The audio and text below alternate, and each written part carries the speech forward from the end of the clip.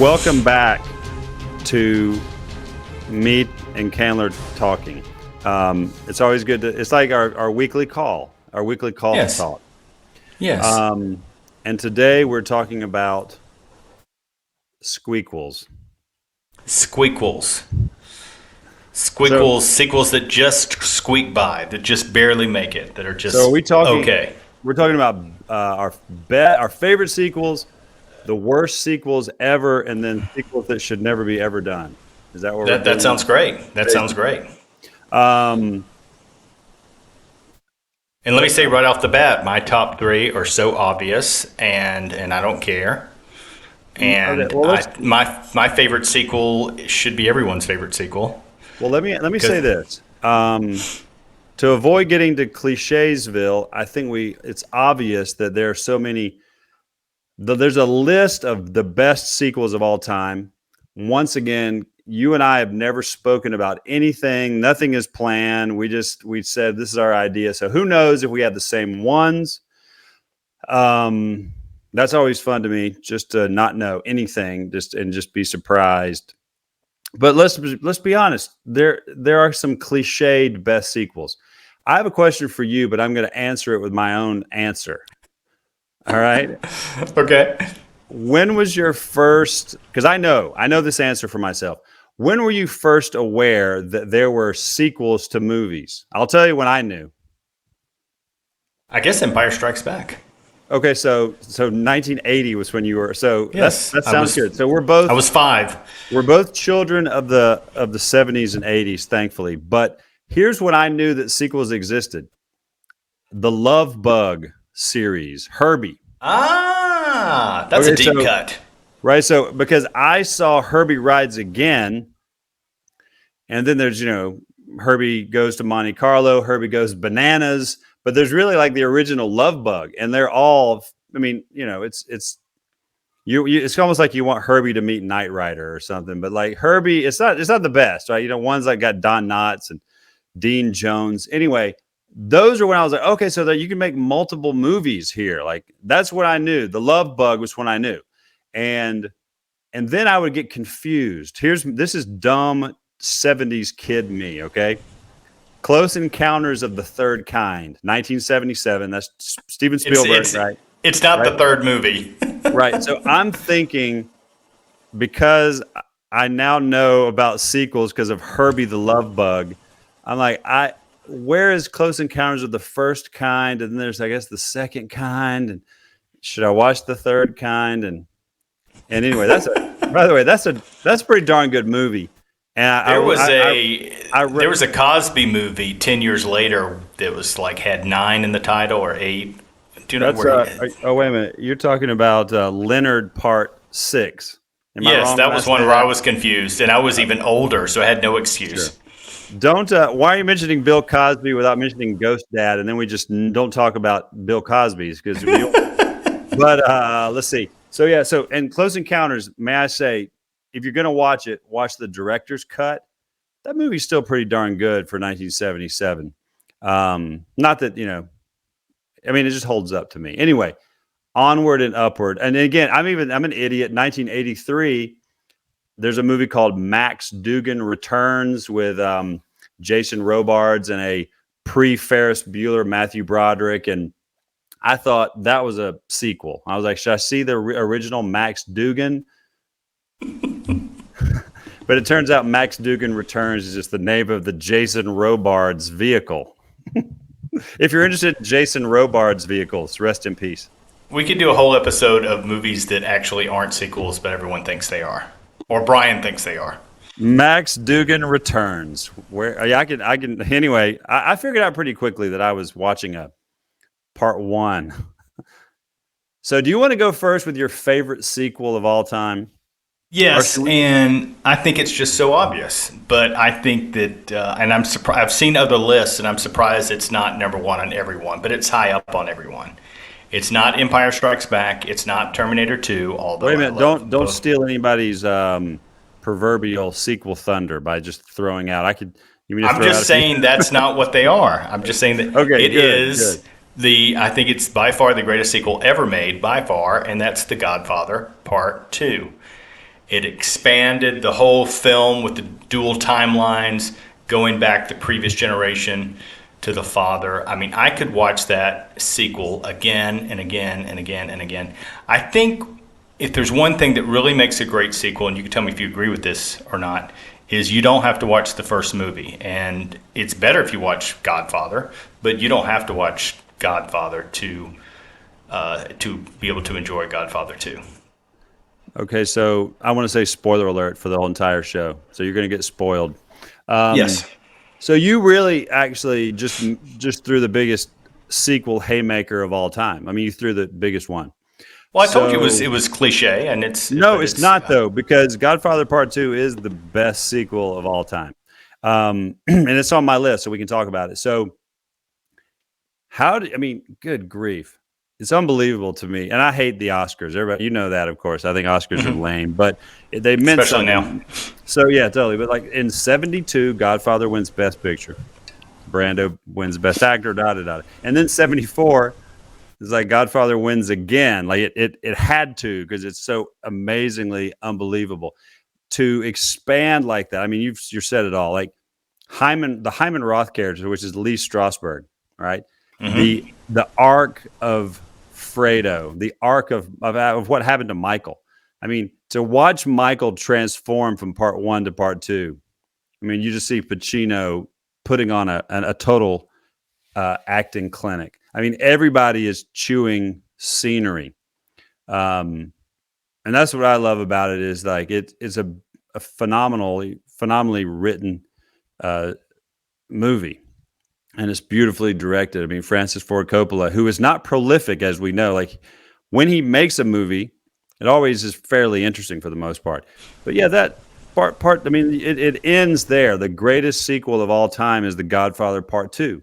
And I would be hard pressed to say, like you say, watch it over and over. Those things are long, man. And so it's got to be like this. It has to be like everybody's got to be. My entire family has to be on another vacation that will never happen, and I have to like it has to be raining, and I have to have the flu, and then I can maybe watch Godfather Part 2 in peace, right? But like so unbelievable. I mean, or do what I've been doing for years, unfortunately, or fortunately, watching films in snippets, because family stuff happens. Totally. Which I wouldn't have it any other way, obviously, but that's how I watch Godfather 2.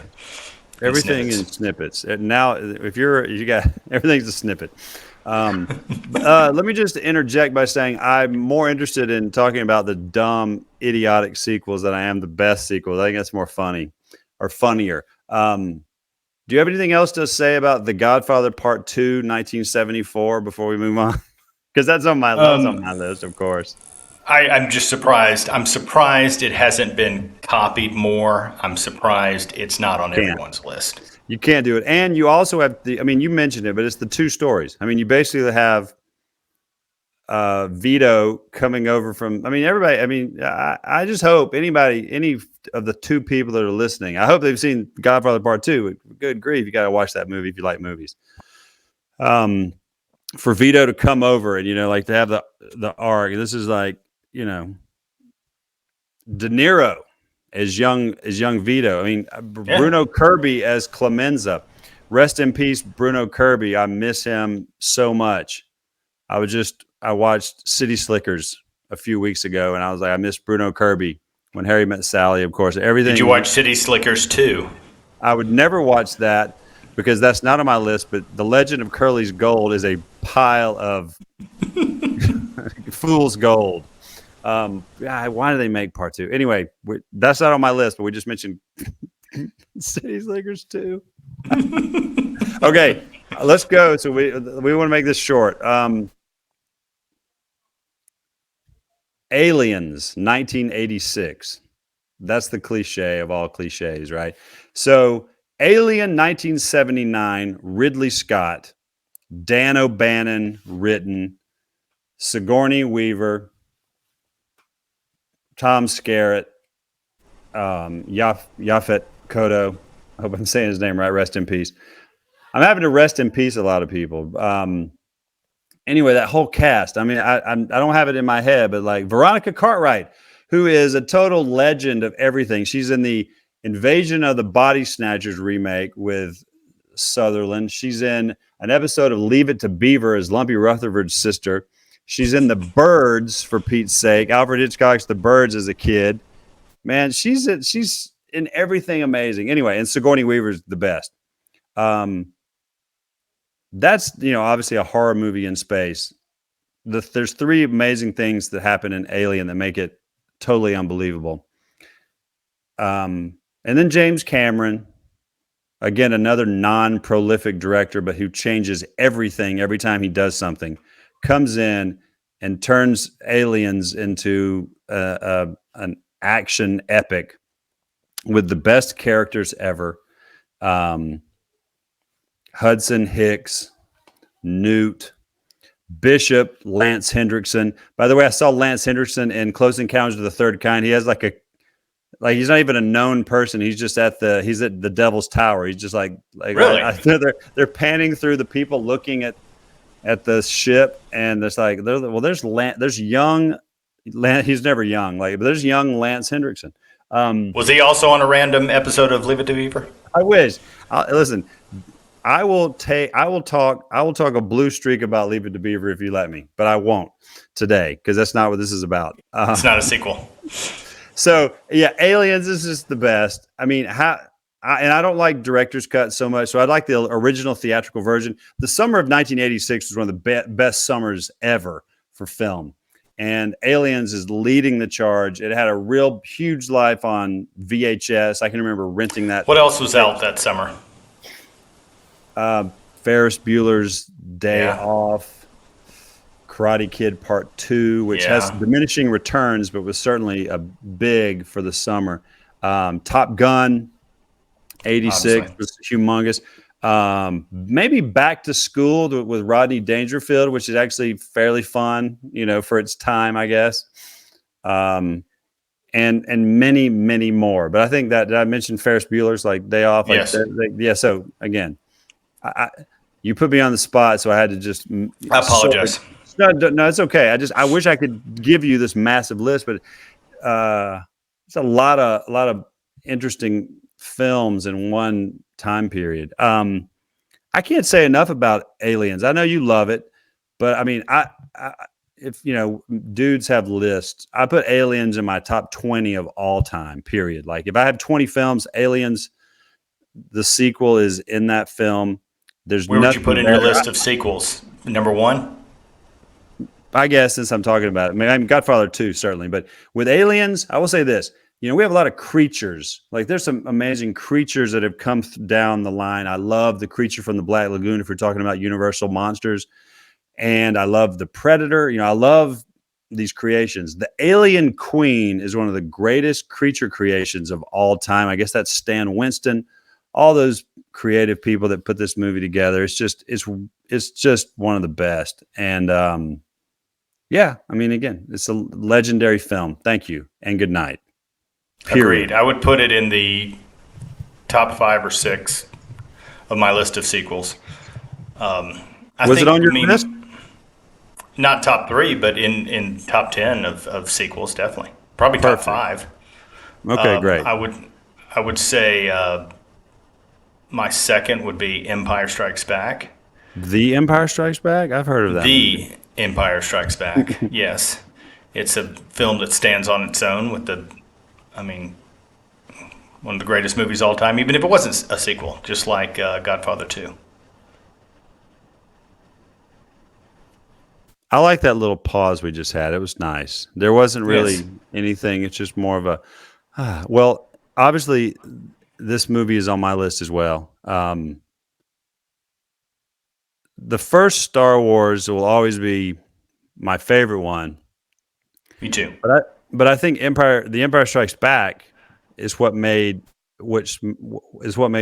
solidified Star Wars as the greatest movie franchise for that time period. It's obviously faltered a little bit in the past few years, but with that, it changed everything because it put everybody in the worst possible situation. And we've actually gone over that ad nauseum. But when you have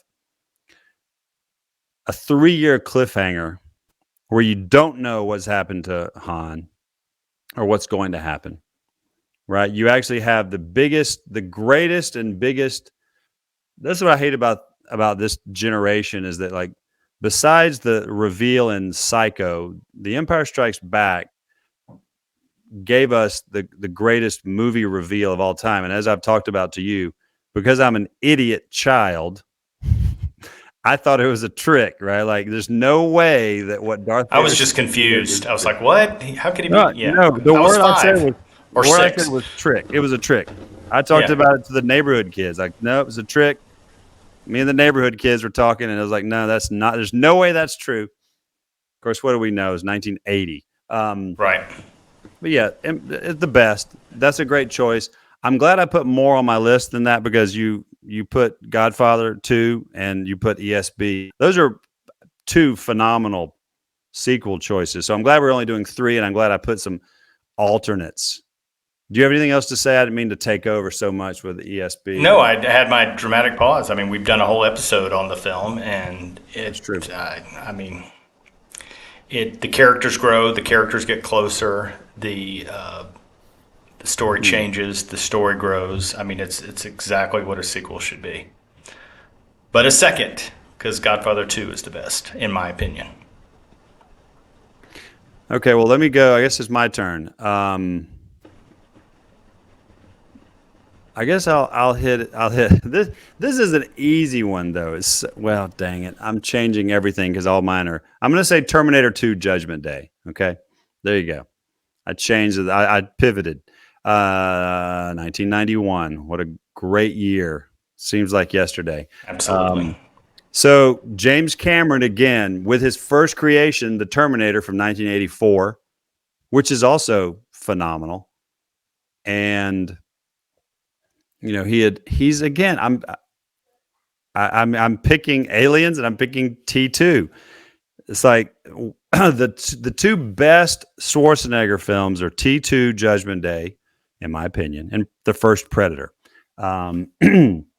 And heck, True Lies is amazing, which is another James Cameron. So for me, it just expands on, just like what Aliens does. It builds on the Terminator lore. It's already an interesting story. I mean, time travel can be cockamamie when it comes to movies, but I love everything, the concept. And again, I guess it was a secret because now you don't have secrets anymore in movies, but the idea that the Terminator comes to be, to be a good guy, which is the greatest thing. Well, they ruined it if you recall, they ruined it in the trailer. Okay. I don't remember that. I guess I just blocked that out, but trailer. Yeah. You either make a good trailer that doesn't reveal anything, or you're the trailer fools that make a trailer that show every single thing. So anyway, the special effects are cutting edge. You can't hold up. You can't beat, of course, you can't beat Linda Hamilton as Sarah Connor. Again, Edward Furlong is totally great as young John Connor. And Wolfie's just fine. I think there's a band called Wolfie's Just Fine, but like that, there's Janelle. Okay, how about this? Todd and Janelle. So both of those actors, Todd and Janelle, the foster parents. I believe Janelle was an alien. Is Vasquez in Aliens. I mean, just yes. Okay, great. And then Todd's was on the Walking Dead. That's Xander somebody, right? But I digress.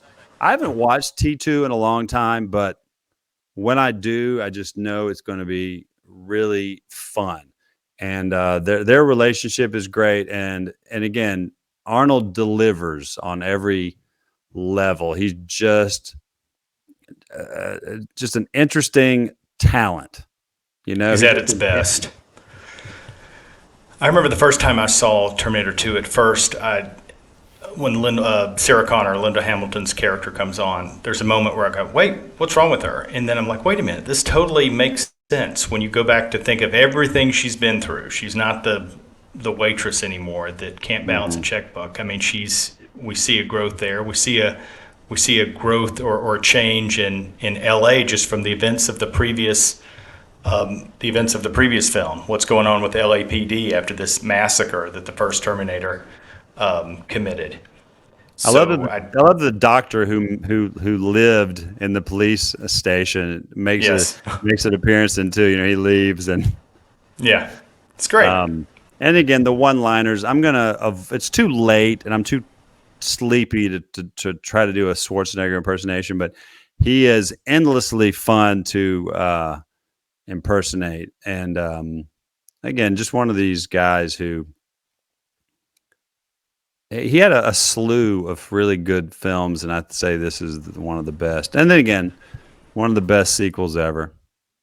And how do you make another Terminator fight Arnold Schwarzenegger's Terminator? Well, you find the skinny guy that, I mean, who would have? I mean, just the T-1000 is one of the greatest villains ever. Hey, that's a nice bike. Oh yeah, incredible. I don't It's know. incredible. Wolfie's just fine, Candler. Wolfie's just fine. I love Incredible. that. Okay, good.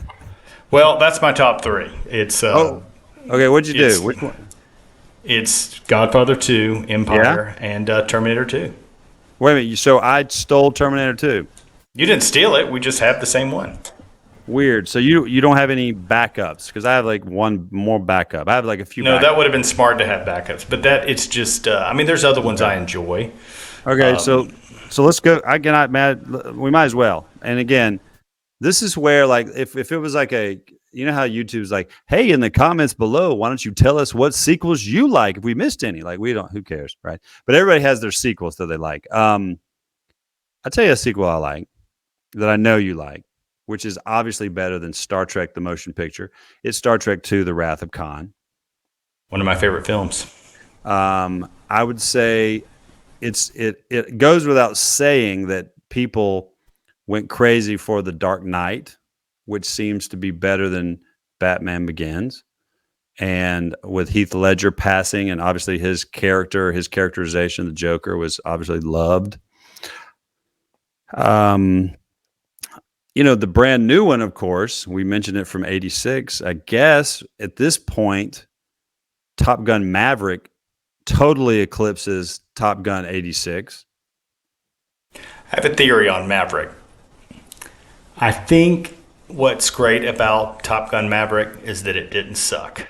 I think there's just been so many movies lately, especially sequels and reboots that have just been so horrendous. Believe me, I enjoyed Maverick. I really enjoyed it. But I think we just like it because it didn't suck in 2022 or 2021, whenever it came out. Okay, fair enough. I mean, I definitely enjoyed it. And I found myself getting into it. Obviously, it's by the numbers in a lot of ways. I tell you that Glenn Powell is Hangman. I found myself really finding him very engaging. Miles Teller, people really like that guy too. So that cast is great. And Tom Cruise is wonderful. I mean, he's wonderful in it. Yeah, and he has his things, right? We all know, like he can't get past the Scientology's is a problem, right, for a lot of people. But I think people look past it. It's kind of like you look past it. If the movie's good, and it's fine, right? But he brings it. Between that and the Mission Impossible stuff, we can obviously say most of those Mission Impossibles are better than the Brian De Palma 1996 MI. I think we would also be remiss to say that arguably, and I'm sure there's more, but to me, the best first sequel, like the sequel that actually ruled first, 1935, The Bride of Frankenstein, is a better Frankenstein movie than the original 1931 Frankenstein, in my personal opinion.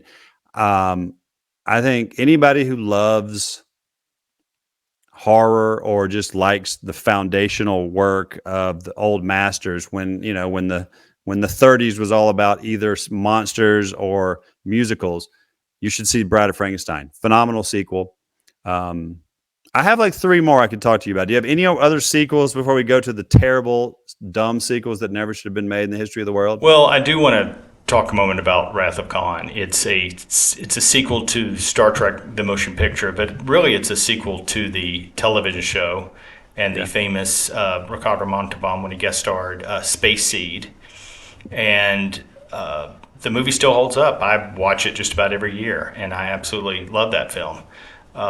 especially if spoiler alert, if you kind of pretend like the story really ends there with part two, it's really powerful. I always say that it absolutely does. Yeah, Let me tell you something. Also a master class in horror are those worms that go inside people's ears. They incredible. go inside Terrell and Chekhov's ears. Yes, That's a nightmare scenario I can't ever get over. Right, like those things that there's like, and even Khan talking about them. Right, wrapping around the cerebral cortex. Like just Ricardo Montalban being Ricardo. He's the best. That guy is so good. And again, rest in peace. He was in Naked Gun 1, and he was in obviously Fantasy Island, Fantasy Island with Hervé Villachet. one of Also, the Spy Kids sequels. that guy's just too good. The second Road Warrior, the second Mad Max, which in Australia, I guess it was Mad Max 2. In America, it was the Road Warrior, 1981, Mel Gibson, pre-Lethal Weapon. Heck, Lethal Weapon 2, Candler, is better than Lethal Weapon 1. I love Lethal Weapon 2. When he pulls the stilt house out off the cliff, I was on board. Love with Lethal Weapon 2. Okay, so do you want to go? I have more, but do you want to go to the dumbest, most terrible sequels that should have never been made in the history of the world? Well, one more that was also on my list of best is Three Men and a Little Lady. I saw that movie on a first date, and it was my last date. And I think it was because it was like a test. She was like, if this guy will go see this movie, then he is a wimp, and I don't want to date him again. So, I've got some. yes. I've got some funny. That's a funny path to go down. Like date movies, Yeah. man. Because you would go to Cinema 8 at Shannon or Shannon 7, and then go to. I would take somebody to Cracker Barrel, and then Nice. take them to Shannon 7 to see a film. Nice. And I thought that was a really good date, but I just don't know. Three Men and a Little Lady, and that's of course Tom Selleck, Steve Guttenberg. No, you got to pause. Three Men and a Little Lady. And then you got to shake your head like this. I don't know why. That's just how I. Based on a French film. There's a lot of these French films that they steal. That's right. There was no ghost in Three Men and a Baby. People say there was a ghost. Is it a Ted Danson? It's a Ted Danson stand-up of a tuxedo, like a tuxedo Ted Danson. It's still creepy. Two Towers is better than the Fellowship of the Ring. I'm going to say that. Two Towers. The Two Towers. I don't know if I agree with that. Okay. I don't know. They kind of all run together, but Helm's Deep, right? It's like 3 pages in the book, and it's epic in the. Anyway, let's go. So we can finish up, and hey, like and comment and tell the sequels we might have missed. Do you want to start with worst sequels that should never been made in the history of mankind, or should I? Yeah, but it's going to make a lot of people mad. Even though there was some. Yeah, that's going to make a lot of people mad. What I'm about to say. A lot of people. Who yes. The 7 people that are watching this. Our families. Yes. My family doesn't watch this. It had some great scenes, some fun parts, but The Matrix Reloaded is infuriating. I'm not mad. We're just sticking to part 2, right? Let's cheat at the end, but yes. So okay. So what Candler is saying, of course, is that we are trying to say a part 2 that's terrible, not like a part 4 that's terrible, even though there's some really bad part 4s we'll have to talk about. So Matrix Reloaded, yes, that's a pile. It's not as bad. Let me tell you why. Okay, My reasoning is, one, we spend a large point in the beginning not in the Matrix. And we are introduced to all this. This is another mistake that sequels make, is you're introduced to these characters that you just don't care about. I mean, don't care about at all. And then the ending. What was that ending? What was that? And then it was almost like a trailer for 3. And I saw Matrix 3 one time, and never saw it again. Okay, so The Matrix is remembered very fondly. So it invented bullet time, and the history and the making of the first Matrix from 1999 is very noteworthy. Like that is something that you teach film classes about. I mean, again, as you know, I teach a film class. So when we're talking about the Matrix, I go into the Plato's allegory of the cave, which has everything to do with, is ignorance bliss, or, do you want to be enlightened, kind of the wisdom and education component, which I'm messing up now, of course. So that to me is interesting. The idea of the Matrix is completely interesting. And and I'm just going to, as we all know, every other Matrix movie is not great.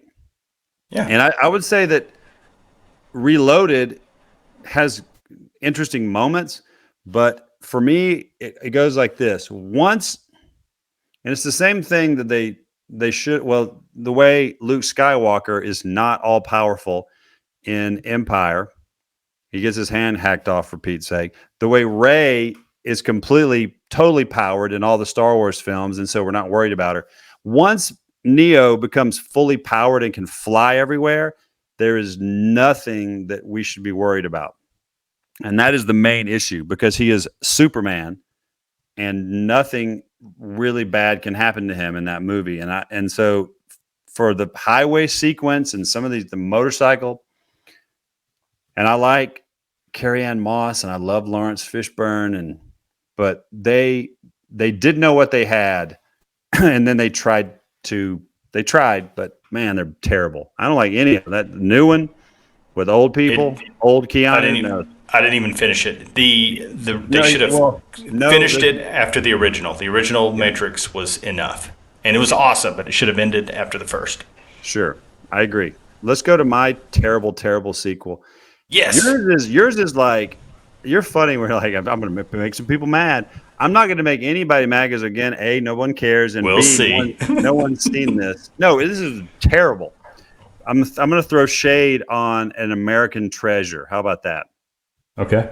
I think we can all say that at this point, Jason Bateman is a American treasure. He was in Little House on the. Don't do it. He was in Little House on the Prairie. You're about to upset me.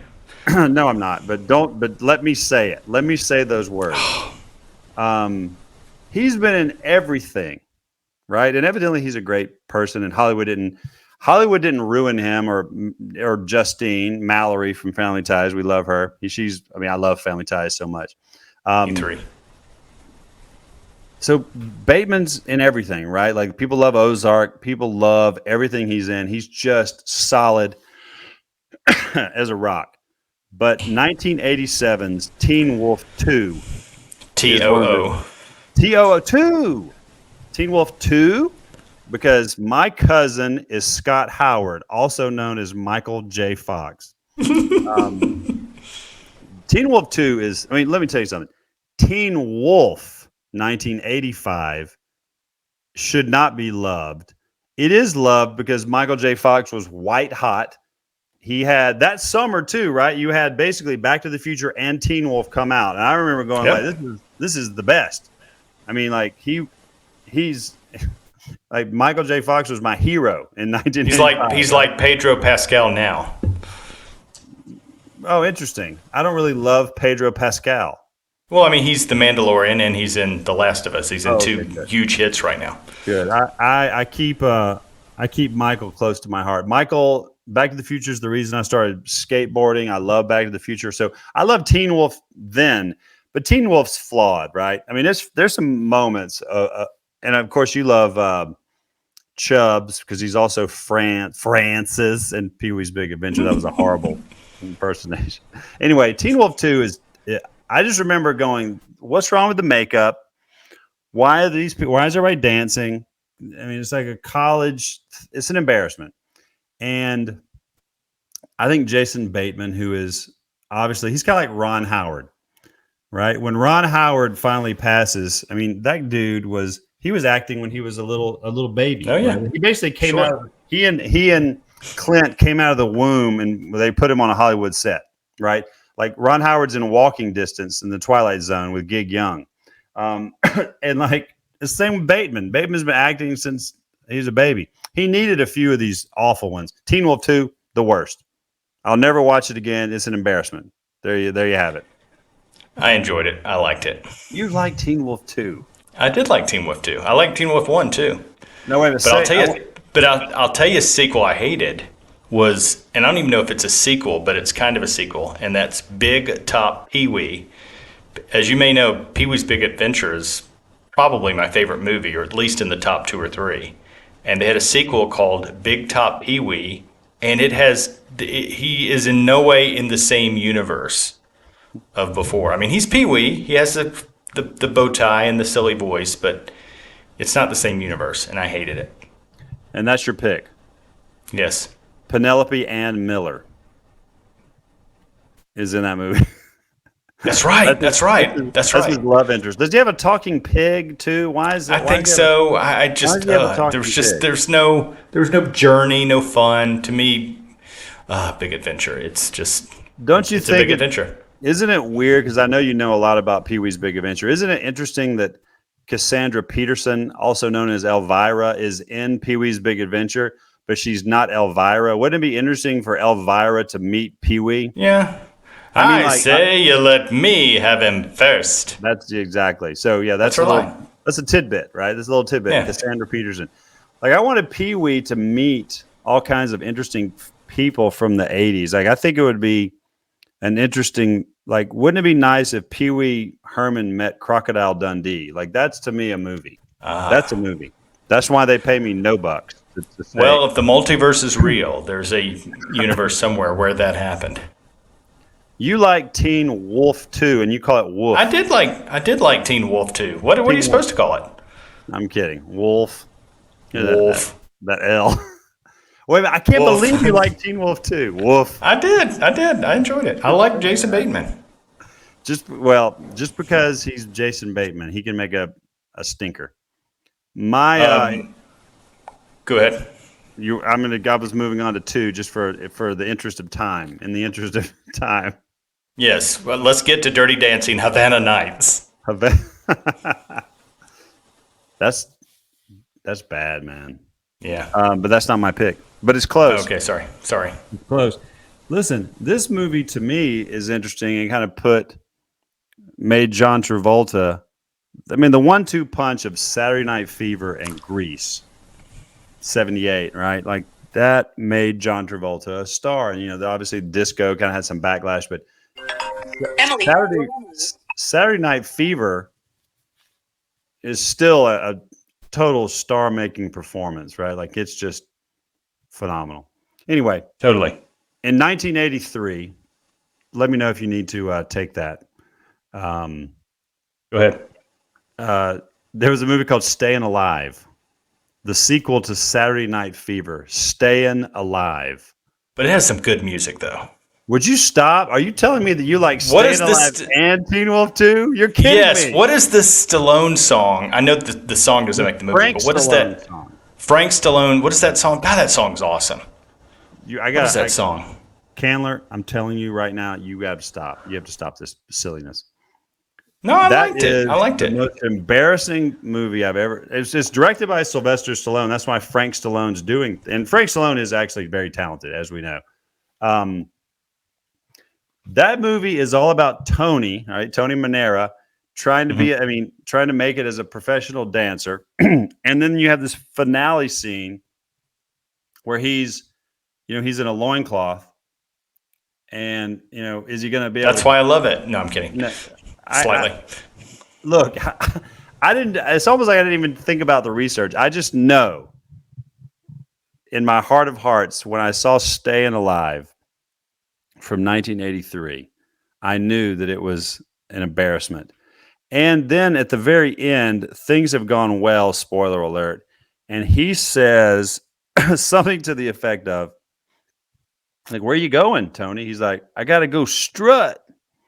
And then he starts walking down the street, with the song. The Bee Gees are, hey, watch that Bee Gees documentary if you can find it. I miss the Bee Gees that are gone. I know Barry's still with us. Those guys are total talents. Definitely. I love that you. I love that. I mean, I think it's crazy that my terrible sequels you like. Staying Alive. Oh my gosh, come on. I think it's aged well. I think it's in fun territory. Is it's this in April fun Fool's? territory now. April No, it's not. Fool's I'm Day. serious. I enjoyed it. I liked it. Oh my goodness. Is it hated? Do most people hate it? I mean, I don't know. I think it's lost in time. I mean, I think in general, it's like John Travolta is now doing, these phone commercials. Like it's kind of done. It's like it's over. So now everybody's sort of drawing from the well, maybe in some ways. They all should retire. Maybe they can't. But no one's thinking about that sequel because it was so embarrassing. And we all know how we feel about Sylvester Stallone as a writer and as a director, not just Rocky too. Like that guy. I was just talking about this today. I promise you. We were talking about commentaries, how DVD commentaries used to be the thing. Right now, kind of they're a little lost because nobody has DVDs. But I would put on directors' commentaries and drive cross country to visit family. And one of my favorite directors' commentaries is, and he's not the director, but he's on the commentary of First Blood. He just basically watches the movie and comments throughout. It's one of my favorite 2 hours I've ever spent listening to Stallone break down First Blood. I love that guy. didn't he apparently have like pages and pages of more lines in the early cuts, and then they cut basically most of his lines, and then the movie was so much better apparently? I remember him saying that in an interview. Then it's probably true. I know that his final monologue is almost unintelligible, and I think that might need to be shaved down because you just can't understand John Rambo's. It's like that's not a monologue you want to do for your acting level 1 class. Like I'm gonna do my John Rambo talking to Colonel Troutman's speech where I'm blubbering about cruising. We're going to cruise, and somebody somewhere has though. Somebody somewhere has done that. I'm sure they have. They've done anything. Nothing is new under the sun. I think Staying Alive is on Prime. Candler, you better watch that again and then call me and apologize that you would ever say. But I do love that Frank Stallone song. I'm definitely going to jam to that tonight. I wish you would. I'm sorry that I can't hum it for you. It's too late. What's you're up with the last one, right? Go ahead. No, there was a couple of films that as a kid I always wanted there to be a sequel, and I'm glad there wasn't. I'm glad there wasn't an E.T. sequel, even though I really wanted one. I'm glad there wasn't a Stand By Me 2 Disco Nights when they're old. There's a lot of movies that it's good there wasn't a sequel. So have you finished with your terrible sequels? How many did you tell me? I've got more, but I can't find my notes. But it'll probably come to me when we stop recording. But can we talk about Speed 2 Cruise Control? Yes. Okay. They're on a boat, but in is Keanu Reeves no Ray Patrick or whatever the guy that's not Keanu Reeves, is he playing the same character? No. He's not. That's Jason Patrick. Everyone loves him. Right. The Lost Boys, right? And the best part about, what I like about Jason Patrick is great. Oh, yeah. And his dad is the priest in The Exorcist. Okay. Oh, really? I did not know that. I forgot his name. That guy's a great writer too, and I forgot his darn name. I'm mad about it. Anyway, so basically, Keanu opts out of Speed 2 Cruise Control. Still directed by Jan de Bont, with Sandra Bullock, Willem Dafoe as the villain, and Sandra Bullock coming back, and it's basically she explains that their relationship didn't last because it started under these intense circumstances, and now she's got this new person in her life, and that's Jason Patrick. And he is they're on a speeding cruise ship boat. That's a bad movie, man. It It reminds me of Die Hard 2, Die Harder, where in the film they acknowledge that how crazy it is that this is happening to the same person again. That That's this right. Yeah. another unrelated terrorist attack happens to this cop again. Right. You have to, you have to say that. Otherwise, people, the eye rolling is too great to overcome. I think we've done fairly well with the sequels and terrible sequels. Okay. Stand By Me, Disco That's Nights. good. That's good. That's good. What Stand By Me, what? What are you saying? Disco Nights. Disco Night. So it's a few Yeah, years they're at later. their high school reunion, Okay. and it kind of breaks the reality, the continuity, because Richard Dreyfuss said at the beginning how they all pass or whatever, but we can ignore that. And then they're at their 20th reunion, and it's in the 70s, and they go to a disco, and they find another dead body, and Kiefer Sutherland shows up. Oh boy, Ace. Yeah. All right, here's one that we should never have a sequel to, and I'm so glad they didn't. Field of Dreams 2. Yes. Like Terrence returns, the return Yeah. of Terrence, man. Like he comes back from the corn. You're from the 60s. I mean, I love him in that movie. What's another? Let's see. Never Make Groundhog Day Part 2. Oh, I think that could work. It How could about- be, but it needs to be another holiday, another random holiday like Arbor Day or something. I think we take Ned Ryerson's character, Stephen Tobolowsky, Oh, nice. and he goes into a time loop on like Easter. There you I have love it. That's even better. But it's got to be more random than Easter, Arbor Day or something. Okay. What's another Groundhog Day? Grandparents' Day, Grandparents' Day. Great. Sounds like Groundhog Day. Love it. Arbor Day. Gosh. Give me another one. You got any more? A Rebel Without a Cause Part 2. That's kind of morbid. You basically have James Dean's dead. He died before the movie came out. That movie should be so good, but it ruins it in like the last 20 minutes because it's like the parents, even though there's been Sal Minio's gone, and it's like they're so happy that Jim has he has a girlfriend. They give him like this knowing look, and I just would like to see kind of the aftermath of what these teenagers route. Like that's the wrong word, but like Buzz is gone. Like you have a kid who went over the cliff. Plato has passed away. What happens next? Like what are the ramifications of these children who have run amok? Or they could show up at the same on reunion. What?